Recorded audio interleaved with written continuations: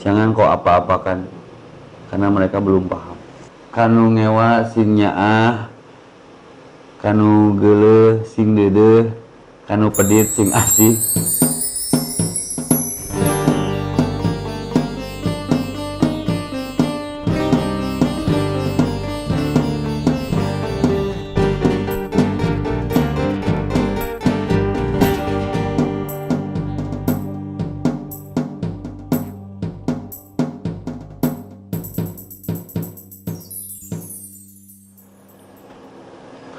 Bismillahirrahmanirrahim. Assalamualaikum warahmatullahi wabarakatuh.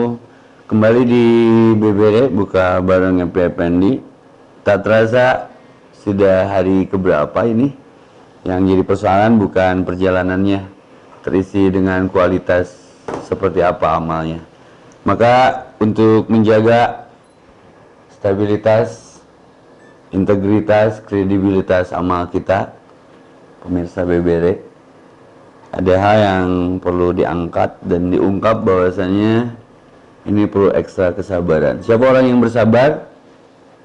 Mereka orang yang berani memaafkan. Kenapa memaafkan harus bermodalkan yang namanya sabar? Karena dia merasakan dan paham dan berkuasa untuk tidak memaafkan. Maka yang berat dari memaafkan adalah bukan memaafkannya, melupakan kenapa dia harus dimaafkan. Maka terkadang kita harus hancur, harus bubuk, kudu riweuh, kudu ripuh, dihianati orang-orang sekitar. Itu sengaja sebetulnya Allah takdirkan hal tersebut supaya kita lebih dekat dengannya, bukan memikirkan itunya. Karena kadang tidak semua orang diuji lulus, terlebih dengan ujian kesenangan. Kudu miskin loba lulus dari kejeung Allah. Maka ketika ada orang yang menzolimi, maafkan sajalah. Kalau bicara siapa contoh terbaik dalam memaafkan, ya jangan jauh-jauh, belajarlah ke Rasulullah SAW. Laqad kana lakum bi Rasulillah uswatun hasanah. Sesabar apa ya beliau membawa Islam sampai ke kita hari ini, dan kita mengamalkannya. Allahumma sholli ala Muhammad. Dilempari, ditumpangi kotoran waktu hijrah, sampai tanggal giginya, sampai Jibril pun seperti menawarkan sesuatu. Ingin aku apakan orang yang menzalimimu wahai Rasulullah. Di sini saya belajar tentang arti hidup yang luar biasa dengan memaafkan. Jangan kau apa-apakan, karena mereka belum paham. Padahal beralasan sekali untuk berkata hancurkan mereka. Itulah hebatnya Rasul kita. Maka wal afina aninnas, memaafkan adalah tanda orang yang bertakwa. Minta maaf berat, jauh lebih berat memaafkan, karena yang memaafkan ini harus melupakan kenapa dia harus dimaafkan. Pasti semua orang pernah dapat episode dizalimi, dihianati, difitnah, digibahi, sudahlah, moving on. Karena target kita adalah surga. Uiddat lil muttaqin, surga itu hanya bagi orang yang bertakwa. Siapa yang bertakwa? Alladzina yunfikuna fis sarra wad dharra, kanu ngewa sing nyaah, kanu geuleuh sing deudeuh, kanu pedit sing asih. Sanggup teh? Kan modalnya harus memaafkan dulu. Jadi seakan-akan mereka tidak pernah berbuat apa-apa kepada kita. Itu yang kemudian ada ikhlas, ada sabar di situ. Alladzina yunfikuna fis sarra, menginfakkan dalam keadaan susah, wad dharra, senang, darurat, keadaan sempit dan lapang, sudah tidak terpengaruh lagi. Wal kadhiminal ghaidha, menahan marah, itu dalam satu paketan ayat. Eserek amak teh keur sarege amak teh jadi nangtung, guluna ke nangtung diuk ngagoler wudu. Kita malah terbalik faktanya. Wal afina aninnas, memaafkan kesalahan siapapun manusia yang pernah melakukan kesalahan. Innallaha yuhibbul muhsinin, dan Allah mencintai orang-orang yang berbuat kebaikan. Artinya memaafkan ini kebaikan. Syahdan terkisahkan ada seorang pembantu khadim di sebuah rumah yang biasa dia membantu kepentingan majikannya, nyiapin air, nyetrika. Jadi setiap kali si majikannya mau berwudu, dia sediain airnya. Tapi dengan qadarullah si ember nanti pegat mang ngingang sukuna sahan untuk cengkat atau tengadahlah wajahnya seperti akan marah. Tapi si pembantu ini paham ayat. Apa hikmahnya? Majikanku, mohon izin. Aku tahu engkau marah, tapi mohon izin. Sebelum kau marah jauh, aku membacakan satu ayat. Ayat yang tadi dibaca.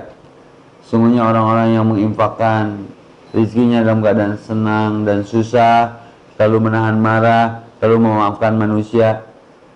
Sungguhnya Allah menyukai orang yang berbaik. Atau nukur amak di Quranan, cicing, menanya nukur cicing di Quranan ngambek. Apa yang dilakukan majikannya? Tidak hanya di situ. Dia membebaskan perbudakannya itu setelah dimaafkannya, karena dia paham ayat. Jadi akan ringan memaafkan kalau tahu memaafkan ini perintah siapa, sehingga jadi pahala mengamalkannya. Maka dalam batasan antara sholat tarawih, antara rakaat ke rakaat berikutnya, itu ada selingan doa Lailatul Qadar. Allahumma innaka afun karim tuhibul afwa fa'fu anni. Ya Allah, sungguhnya hanya Engkau yang mampu dan berkehendak memaafkan siapapun dan sebesar dosa manusia seperti apapun, maka maafkan kami. Semoga kita bisa saling memaafkan. Seperti Lebaran selalu berkumandang, selamat hari raya, selamat hari Lebaran, raihlah kemenangan. Menang nanti kunaon ya. Setelah Ramadan, mari berjabat tangan, mari bermaaf-maafan, mamin muslimaini ya taqiyani wal mustafahani Gufirallahumma qabla ayat tariko. Barang siapa dua muslim bertemu bersalam-salaman, sekarang lagi dilarang, tapi yang penting hati nyambung, lalu Allah ampuni dosa kedua itu selama salamannya tidak terlepas. Maka yuk maaf-maafan yuk. Mohon maaf selama acara bebere banyak kata yang tidak terasa, banyak kalimat yang begitu melantur dan tak terukur. Semoga Allah yang Maha Ghafur memaafkan kita. Pemirsa bebere, ayo bebere mah naon we nya? Bercerita tentang tema hari ini memaafkan lain pagawean enteng. Karasa berat. Kamu jelas-jelas dia pembuat kesalahan dan jelas-jelas malah ada orang yang minta maaf, kita nggak tahu kesalahan dia apa, tiba-tiba hampura orangnya. Emang mana yang kesalahan naon?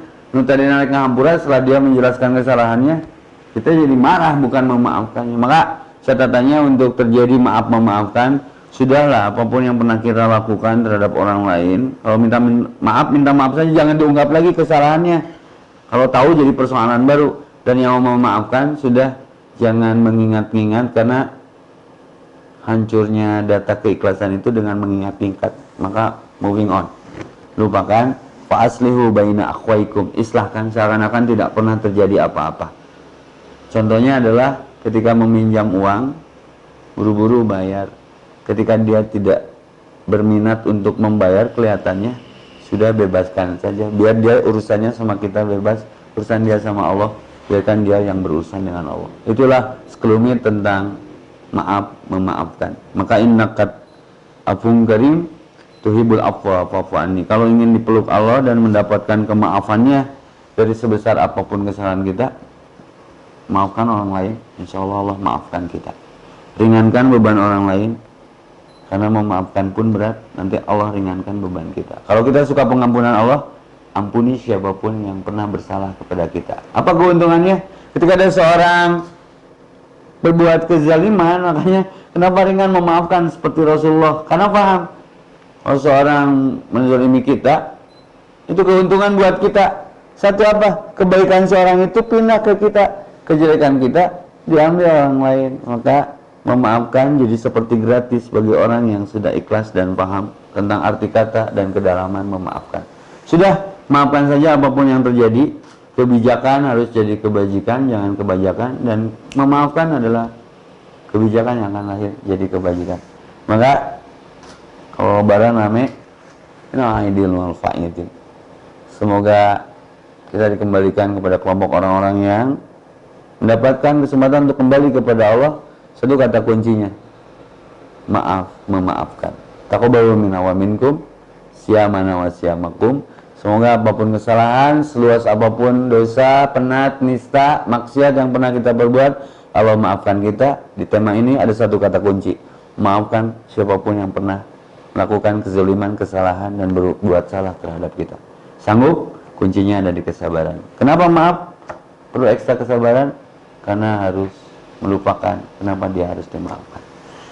Stay tune, tetap di Bebere menjelang buka bersama. Selamat berbuka bersama, keluarga berbuka bersama yang halal, biar semuanya jadi indah pada waktunya. 2 kebahagiaan bagi orang saum, 1 ketika berbuka, nanti di surga.